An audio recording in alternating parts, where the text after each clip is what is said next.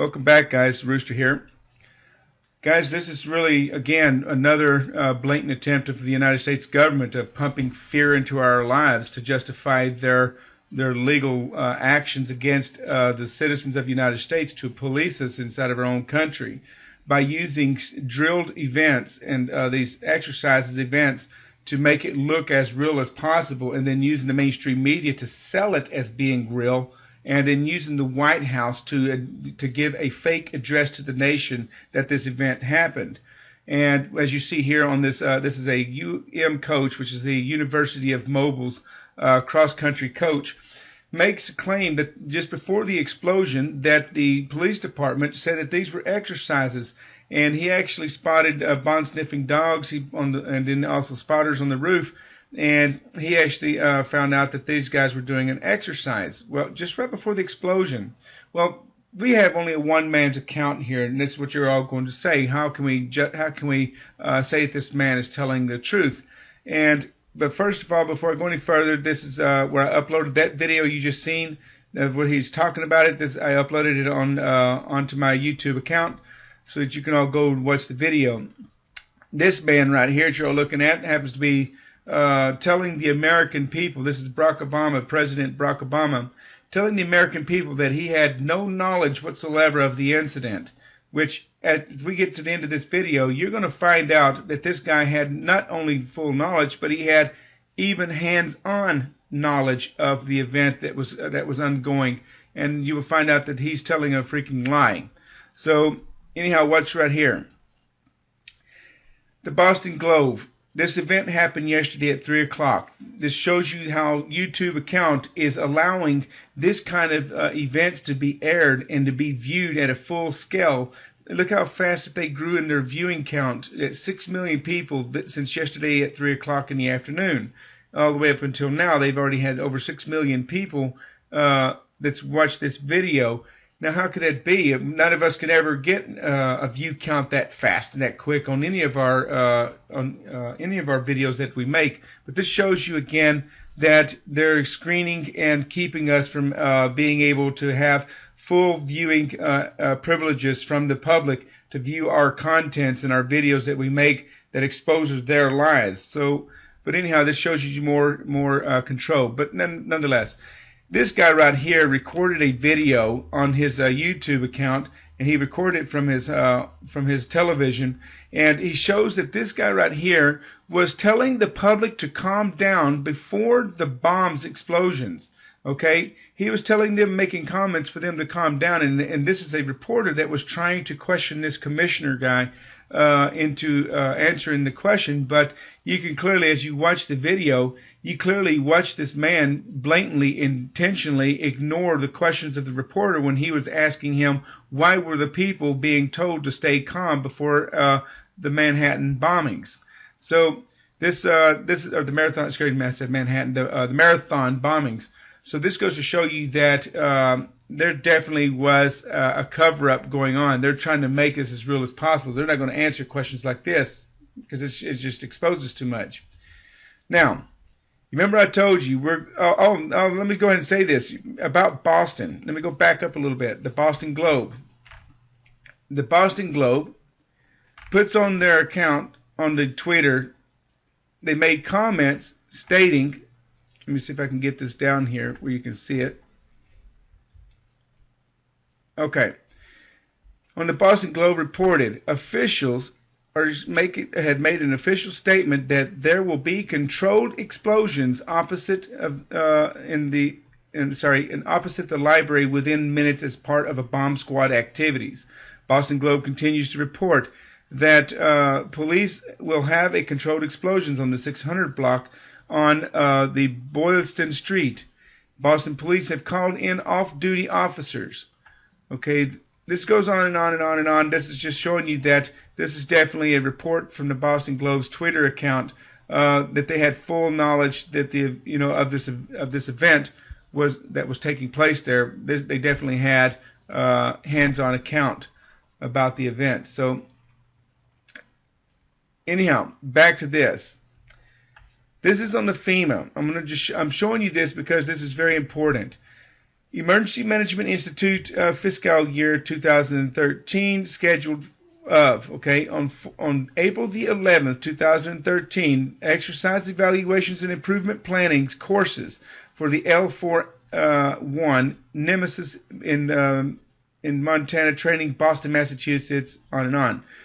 And then they go on to admit it right here in this document. Look here. On April the 9th and the 11th, they were conducting a training exercise, mitigation training course inside of Boston, Massachusetts. It shows you that they were there on the scene before the events, and that they just days that led up to the event. And it shows you that they were already in clear preparation to what was about to happen. Secondly, remember this right here, remember I told you about this, okay, remember I told you about this, look at this. Let me enlarge that. Troops from the Massachusetts National Guards were already at the site as part of a marathon security and crowd management plans, were assisting the police as well. Now, it's funny how the troops were already on the ground just right before the event. Okay?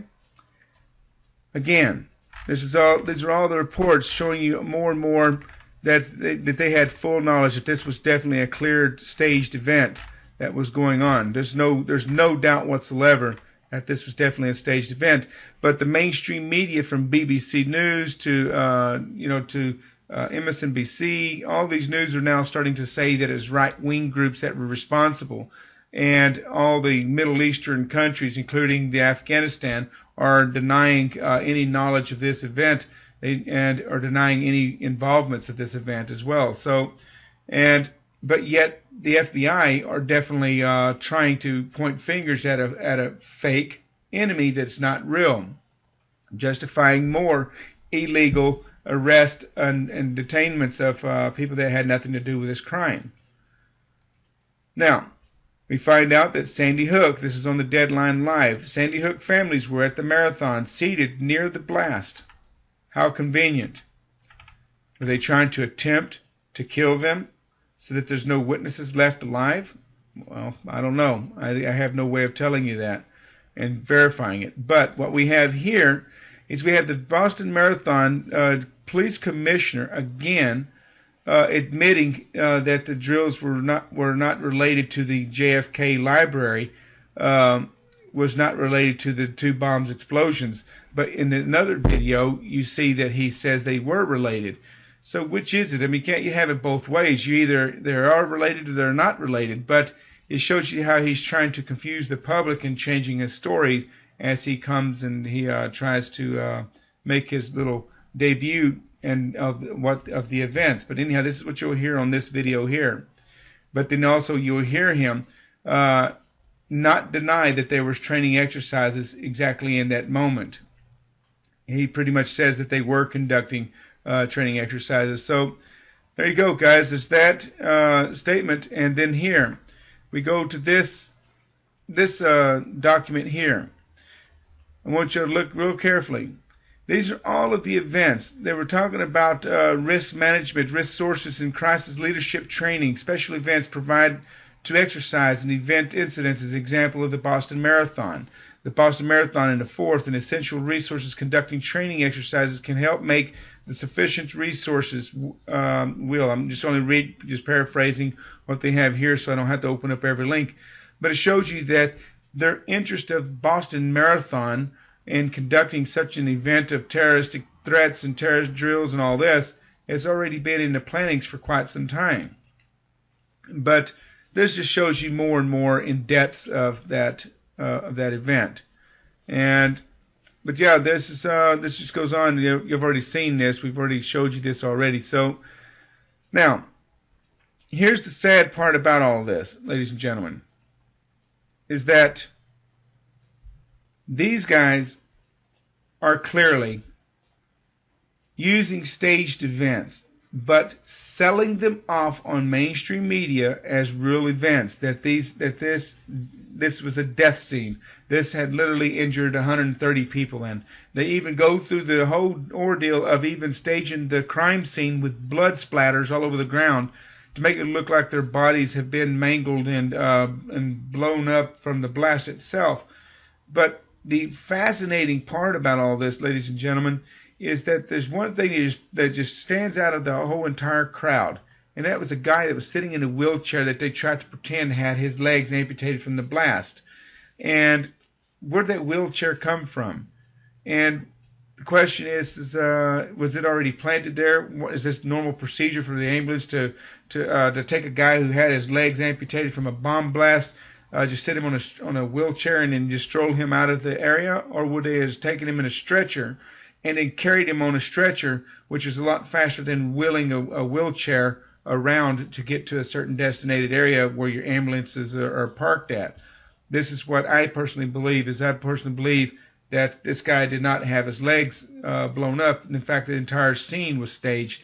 The blood splatter on the ground looked like it was staged. It didn't look like a normal, typical crime scene that you would see. It looked like it was planted there. That this was all blood spots that were planted in an area. But nonetheless, who knows? I don't know if this is real or not. I don't know if anybody died or not. But what we do know for a fact is that they were staged drill attacks and drill events on the same time this attack was happening, conducting the same event as happening live. And that's what we do know. We do have that documented fact. Now, and we even have eyewitnesses account that even says that they were conducting a terror drill exercises, training exercises in that area. So, you know as well as I do, the best time to get all the evidence is to catch all the evidence early while the story is breaking, before they remove all the information. And I've shown you clearly evidence that, especially what you're looking now in your screen, this shows you that they were conducting a date. This is April the 9th through the 11th. FEMA was on the grounds inside of Boston. Okay? We got them there. Here's the beauty of this, is that we have also a president who lied to the American people of his knowledge of this event. If FEMA's involved and they are on the grounds doing a terror training exercise, and they're on the ground and this president says that he didn't know nothing about it, you already know absolutely that is a lie, because we have an official government agency on the grounds conducting these exercises, and there's nothing that these people do that the president doesn't already know about. These people don't move unless the president knows about what their agendas are. This is how they keep the cross communication. But it clearly shows this president lied to every one of you, and he did have full knowledge. The commissioner also lied and then changed the story several times, saying that the events were not connected, but the events were connected, but the events were not connected. This guy doesn't even know how to keep the story straight. But he also didn't deny that they were conducting a drill and an exercise exactly in that moment. So, ladies and gentlemen, if you want, you can take it with a grain of salt. I don't believe that the events of these victims were actually real. And if they were real, well, this paints a whole different horrific picture, that they're using staged events, drill exercises, and making them real exercises and actually killing and targeting our citizens to make it as real as possible. Could it possibly be that they are really killing people? Well, that is very possible. We've seen them do it on 9/11. We've seen them kill 3,000 people on 9/11 and watch those people jump out of the buildings on live television when 9/11 happened. So, again, this is all linked to Israel as well. You can rest assured, whatever is happening in America, Israel is right there on the scene. Just like we caught the military right there on the scene. Ladies and gentlemen, this concludes the rest of this video. I hope this is an eye-opener to all of you. And I want to thank all of you for all your comments on my last video as well. And I apologize for being sick, and just I would like to make another video as soon as possible. But right now, I need to take care of my health. But anyhow, thanks, guys. Y'all take care and keep informed. And if y'all find any more information out, be sure to share it with me. Until then, I'll catch y'all next time. Okay, take care. You like that?